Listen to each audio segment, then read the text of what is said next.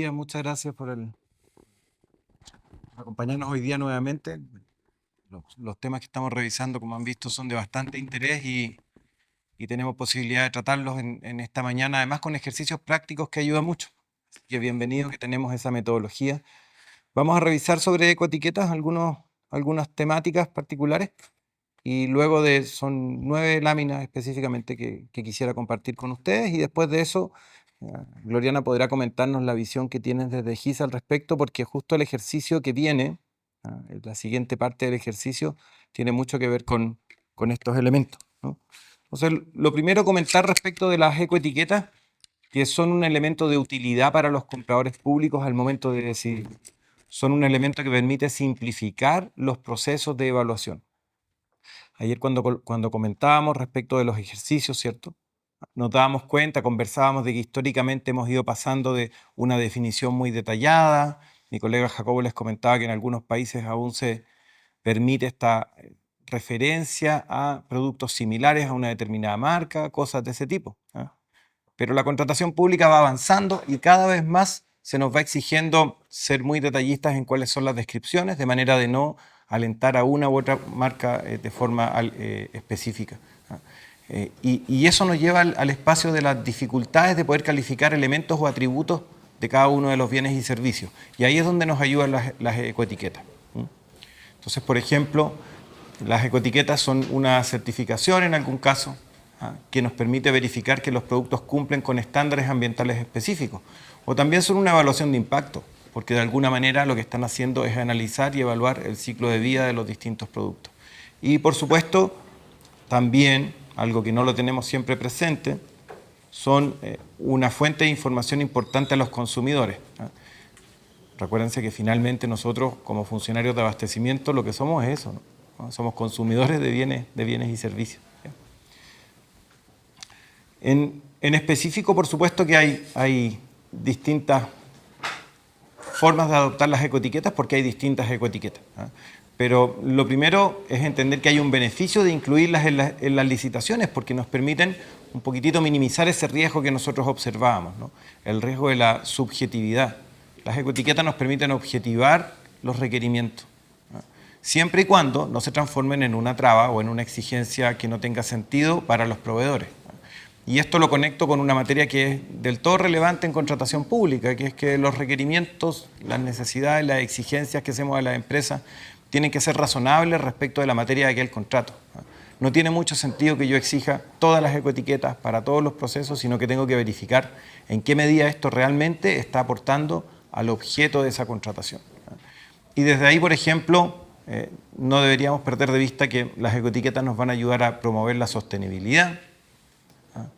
Por cierto, inmediatamente es una señal muy visible. De hecho, cuando comentábamos en otro grupo el día de ayer en la mañana, que revisamos la experiencia de Chile, yo les mostraba el catálogo de convenio marco, que tiene unos filtros, para poder encontrar aquellos productos que adhieren o que tienen alguna ecoetiqueta o que el proveedor cumple con tal o cual certificación.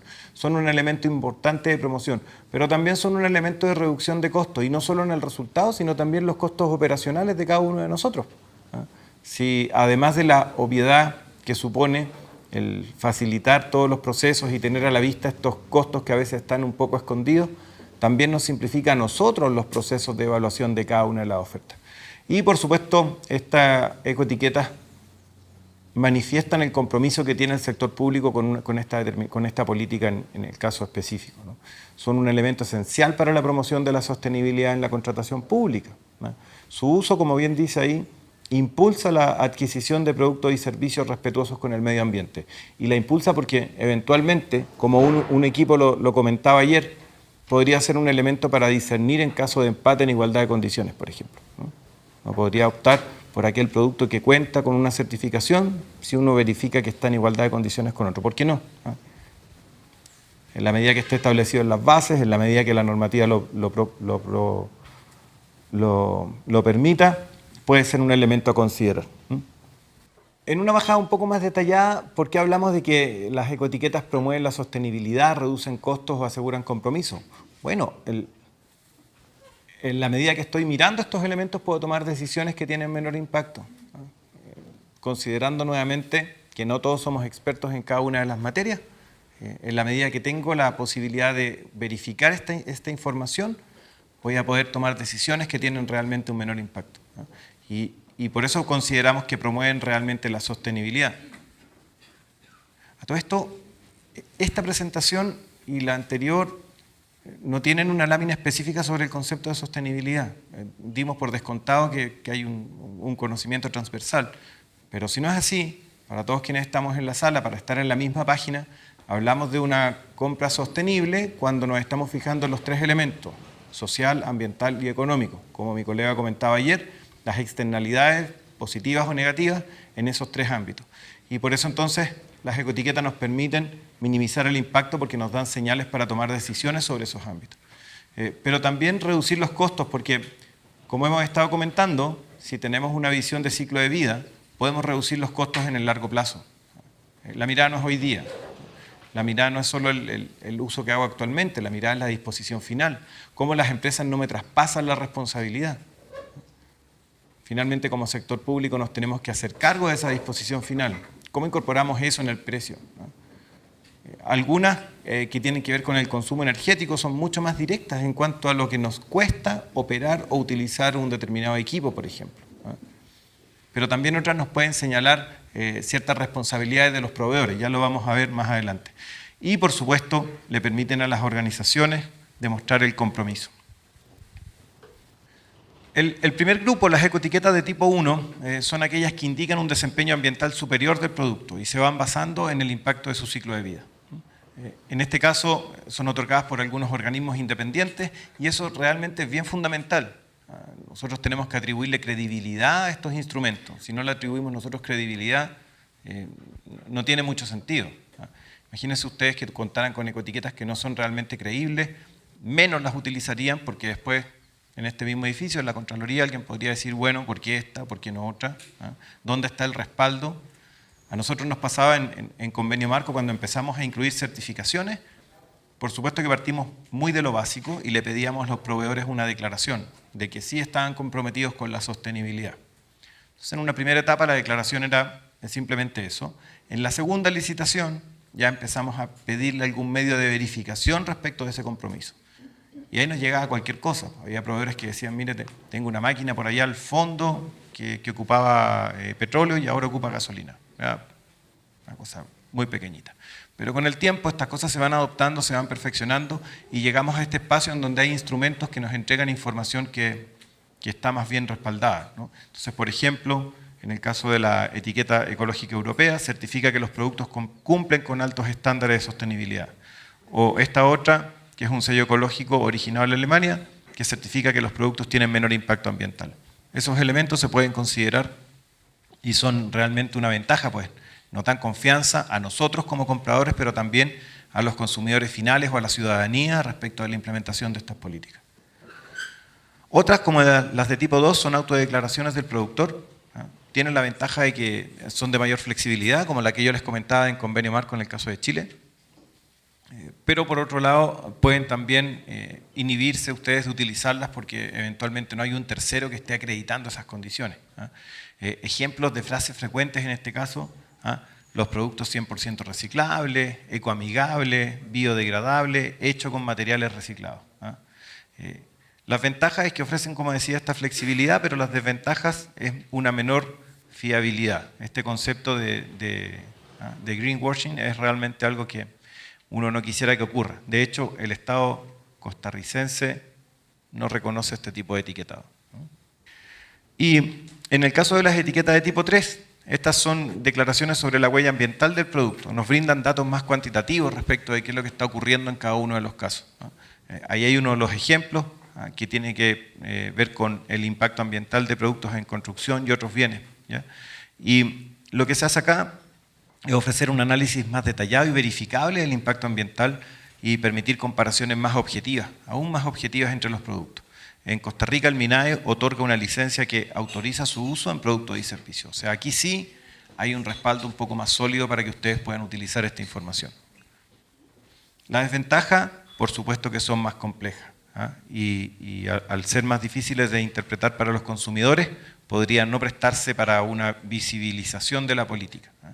Y una desventaja, por supuesto, es que eventualmente aquella complejidad podría también traspasarse a los proveedores. Acuérdense que queremos cuidar, no dejar atrás, no dejar pasar la oportunidad de incorporar a empresas en la contratación pública, y tenemos que ser cuidadosos con tener esa mirada más integral, donde le favorecemos a las empresas la adopción de estas nuevas políticas. Otras ecoetiquetas, bueno, acá hay una de Chile que tiene que ver con la agricultura orgánica, por ejemplo. Acá hay otra que es la etiqueta de comercio justo, ¿no? La Energy Star, que la hemos estado conversando durante el desarrollo del taller.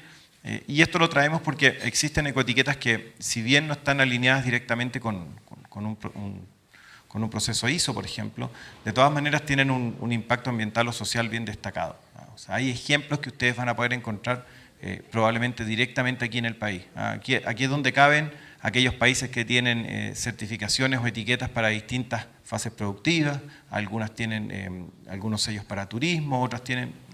uno puede encontrar muchísimos casos acá. Lo interesante es tener claridad de cómo esta información está disponible también para las empresas y pueden ir adoptando medidas para incorporarla en su oferta de productos y servicios. A partir del 2019, Costa Rica cuenta con el Programa Nacional de Etiquetado Ambiental y Eficiencia Energética, que establece los mecanismos por los cuales las empresas pueden acceder a estas herramientas. Ayer la señora directora nos comentaba al final del taller de que acá en el país existe mucha normativa para respaldar las decisiones de los funcionarios, ¿no? Entonces eso es un excelente avance, ¿no? Como comentábamos con algún grupo, no están ahora ubicados en los mismos puestos, nos hicieron eso para distraernos un poco, que nosotros buscamos a las personas, se cambió de grupo, en la mañana lo mencionaron por allá, pero ya los vamos encontrando de nuevo. Por acá mencionábamos el problema del buen alumno. Los países que han avanzado un poquitito más tienen desafíos que curiosamente son más complejos que los países que vienen un poco más atrás. Entonces, por ejemplo, en el caso de Costa Rica, en algunos elementos en donde ha habido avance, ya hay normativa. Esa normativa tiene que ser conocida, tiene que ser interpretada y utilizada por los funcionarios, ¿no? En otros países probablemente estos temas están súper abiertos, son más flexibles. Acá ya hay una normativa. De acuerdo a la definición de ISO, está incorporado también dentro de la etiqueta ambiental de Costa Rica. El programa tiene por objetivo establecer las reglas de cómo va a operar en el país el proceso de etiquetado, básicamente de las tipo 1 y 3. Como les decía, la etiqueta 2 en este caso no reconocida. Y tal como nos señalaba la señora directora ayer, el proceso está respaldado por una normativa y se fundamenta en elementos que son consistentes con los desafíos del gobierno y las políticas públicas que se están llevando a cabo. Menciono eso para recordarles una vez más, y a mí personalmente me encantaría que eso fuese uno de las conclusiones de cierre de estos talleres, que no es una actividad específica de una agencia, de un organismo. La implementación de políticas estratégicas, de la compra pública estratégica en los países, es un elemento transversal, que es cross no solo a la agencia de compra, sino a una serie de ministerios, otras partes interesadas. Los compradores, por cierto, que tienen también una responsabilidad. Entonces, lo menciono porque a veces nos quedamos con la sensación de que alguien tiene que proveernos de la política, de las instrucciones, de los documentos, pero no solo eso, el objetivo es que todos tomemos parte y tengamos un accionar en esta implementación de la compra pública estratégica, ¿no? Y adicionalmente aquí en el país tienen el beneficio además de contar con una guía de criterios sociales y económicos para compras públicas estratégicas. Esto no está en otros países. Ustedes quieren buscar un país que esté ejerciendo liderazgo en esta materia, probablemente se van a encontrar con buenos ejemplos de cómo lo están llevando a cabo, pero no tenemos un registro de países que ya hubieran consolidado toda la información y le estén facilitando esta información a los funcionarios para la toma de decisiones. Esta guía es interesante porque, además de revisar sellos y reconocimientos existentes, define algunos criterios preestablecidos para el objeto contractual. Y lo que sí incorpora son los criterios que han establecido en otros países. Ahí sí hay algún aprendizaje, hay elementos que uno puede considerar, pero como les digo, los países no tienen políticas de este tipo que han consolidado todos los esfuerzos. Eso es una excelente noticia. Y por supuesto, además, con una mirada importante respecto de los criterios sociales para la ejecución contractual. Muchas gracias. Buenos días. Con todo gusto. Nosotros tuvimos una experiencia con el Banco Mundial de la contratación de varios proyectos y nos topamos con la sorpresa de que nosotros exigimos los criterios ambientales, los criterios sociales. Sin embargo, el consultor del banco nos indicaba no, porque si hay empresas de otros países, en otros países no se trabaja con eso. Entonces, le estoy dando la razón a usted que en realidad ese es un problema cuando se trata de compras internacionales, ¿verdad? Que hay que ver cómo lo amalgamamos, ¿verdad? Porque hay cosas que no se pueden evitar aquí en Costa Rica porque lo establece la ley, pero en otros países no. Por ejemplo, la inclusión de profesionales en el colegio respectivo es obligatorio aquí, en otros países no, ¿verdad? Y lo otro, que a nivel de, digamos, del Banco Mundial, priorizan las declaraciones juradas sobre el no trabajo infantil, el acoso laboral y el trabajo forzoso, ¿verdad? Que ahorita todavía nosotros no lo hemos implementado bien en Costa Rica, solamente en algunos casos se establecen declaraciones juradas sobre el trabajo infantil, ¿verdad? Y otras dependencias, pero tenemos que implementarlo. Eso sí sí se aplica a nivel de otros países.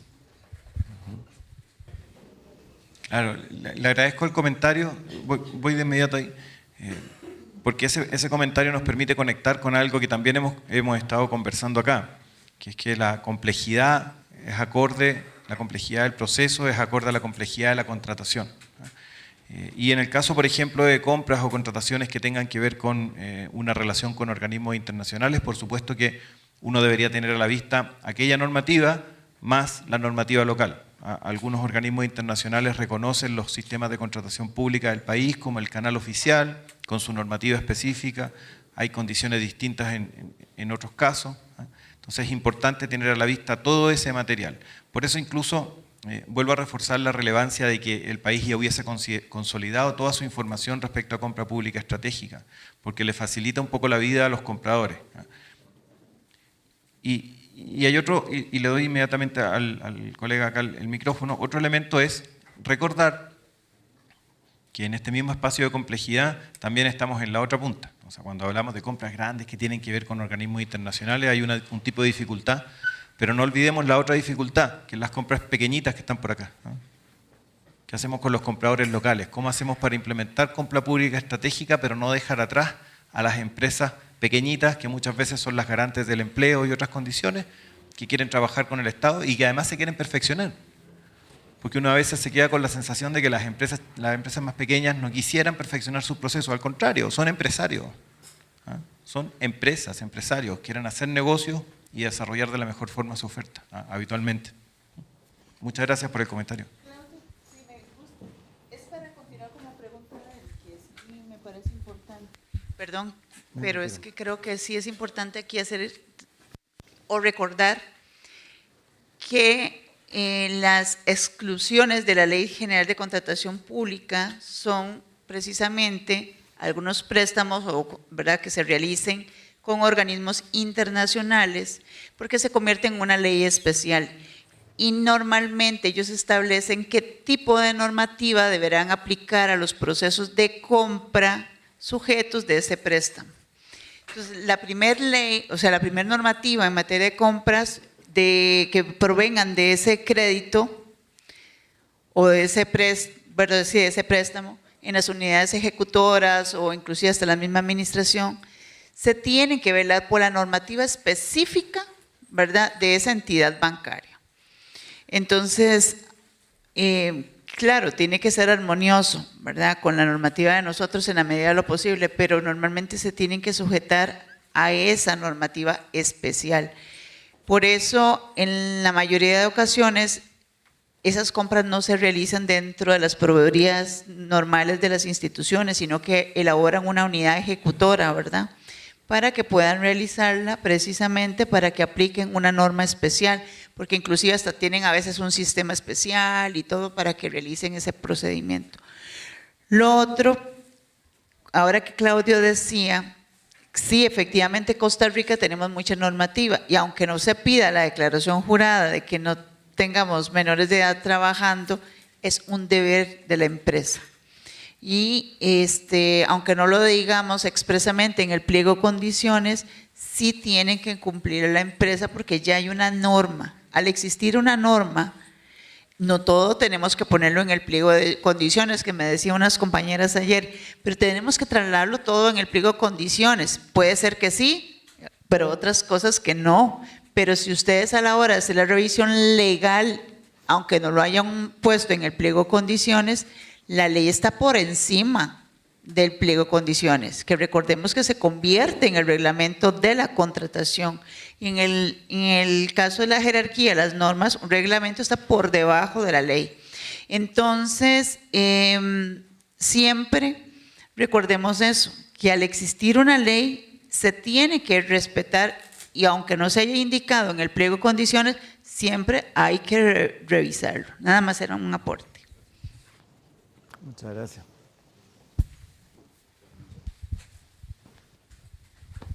Buenos días. Me quiero referir con respecto al tema de las guías de los criterios. Esas guías son un insumo básico, indispensable, ¿verdad?, para todos los que somos compradores, y nos permite poner en los pliegos, o en las gestiones de necesidad de compra, aspectos puntuales y escoger de todo lo que esté en el mercado la mejor condición. Eso es clarísimo, como también es muy claro que es una responsabilidad nuestra hacer una buena evaluación, un buen estudio de mercado para meter y tratar de incluir todas las ofertas posibles que hayan, ¿verdad?, en el mercado. Sin embargo, para nadie es un secreto que la parte de planificación es un tema duro y muchas veces omiso, requiere esfuerzo, requiere mucho tiempo, y las necesidades siguen esperando y esperando y esperando. Entonces entramos en un círculo de espera interminable, y esto se vuelve un poco complicado, más cuando tenemos un artículo 134 que nos dice que ahora tenemos que extrapolar condiciones claras puestas en el pliego para ver por qué un incumplimiento es intrascendente cuando pusimos una norma euro, y por qué una norma gringa, o por qué no, por qué una norma gringa y euro, y por qué no se puso nada, o por qué no era necesario. En ese sentido, yo siento que debería existir una mejor concentración de esa información para que la gestión sea más pronta. Aspecto que yo no veo solamente concentrado en el Estado a través de Hacienda. Eso, el sector interesado tiene que concentrar mejor esa información para que nosotros, los compradores, podamos acudir a ese único lugar, porque existen instituciones, ahora el Plan Nacional de Etiquetado, que vi ahorita, también está el ECA, está todo el mundo, pero eso está muy disperso. Y esa fase de planificación ocupamos ayuda para que esté mejor concentrada. Repito, no lo veo yo solamente en Hacienda. Esos son los sectores que ofrecen ese tipo de bienes y servicios para que nosotros podamos comprar más pronto y de una forma más precisa. Eso era lo que yo quería comentar al respecto. Sí, muchas gracias. Un interesante aporte respecto de la relevancia de consolidar la información en otra dimensión, en el fondo, ¿ah?, con objetivos también significativos para efectos del valor por el dinero de la contratación pública. Y yo creo que es de alto valor el comentario que nos hace, porque refleja que finalmente quienes estamos en la sala estamos por el mismo propósito al final de día, ¿no? No son ¿cómo le llaman a las unidades? No son compradoras, unidades compradoras. ¿Cómo? Proveeduría. Proveedurías que ayer comentábamos un poquitito. En general les exigen mucho tramitar cosas, pero idealmente lo que deberían ir haciendo con el tiempo, y es muy consistente con lo que señala, y mirando cuáles son las oportunidades de mejora, y transformándose en gestionadores realmente, en gestores, ¿ah?, no operar, sino gestionar la contratación pública. Y respecto específicamente de estas materias, y ya para ofrecerle la palabra a Gloriana, que nos va a profundizar sobre otros elementos, porque aquí terminamos con estas láminas y nos vamos al siguiente ejercicio, después de la intervención de ella. Tomar algo que nos decía la directora sobre la normativa, que allá en Chile nos pasa también mucho. Uno está tan inmerso en su mundo de contratación pública que a veces deja pasar que de la reja hacia afuera hay toda una serie de otras cosas que impactan, ¿ah? Entonces imagínense, por ejemplo, A nosotros nos empezó a pasar en algunas licitaciones de convenio marco que empezamos a poner condiciones de exigencia, de garantía, de calidad de servicio a los proveedores del catálogo que ya estaban establecidas en la ley general de comercio. Si el Estado compra igual que cualquier otro y el Estado también tiene derecho al retracto dentro de los 10 días, a devolver el producto, a cambiarlo si tiene falla, no sé qué. ¿Qué sentido tiene que yo ponga en una licitación que si el producto me falla dentro de tal día usted me lo tiene que cambiar? Eso ya está en la ley. Lo que idealmente deberíamos hacer con los pliegos, sobre todo pensando en estos conceptos de contratación pública estratégica, es fijar ahí las condiciones que no están establecidas claramente en otros marcos normativos. Fijar ahí las condiciones para relacionarnos con los proveedores en el momento de los problemas. Porque las condiciones para el día a día son re fáciles porque me estoy llevando bien con los proveedores. Si ustedes me preguntaran, no lo han hecho, pero me arrogo la libertad de hacerlo, si me preguntaran respecto de dónde poner el foco, si es que estoy desarrollándome como funcionario de la contratación pública, el foco estaría en pasar de operar a gestionar y dentro de ese gestionar hacerme cargo de las problemáticas o los quiebres y no de las cosas habituales que son el día a día de la contratación, sino que estar mirando dónde están los riesgos y cómo puedo abordar esos riesgos en los distintos pliegos de licitación. Taller, dicho sea de paso, de riesgos, que fue uno de los vilipendiados que pocos eligieron para trabajar en el marco de este programa, que tuvo 5 países. Creo que ninguno de los países optó por el taller de gestión de riesgos, pero aquí sí al menos nos pidieron que lo incorporáramos en alguna medida y por eso que hicimos una suerte de talleres con upgrade. Los de ustedes son un poquitito más largos que los otros países porque sí veían que habían temas que se debían reforzar de manera transversal.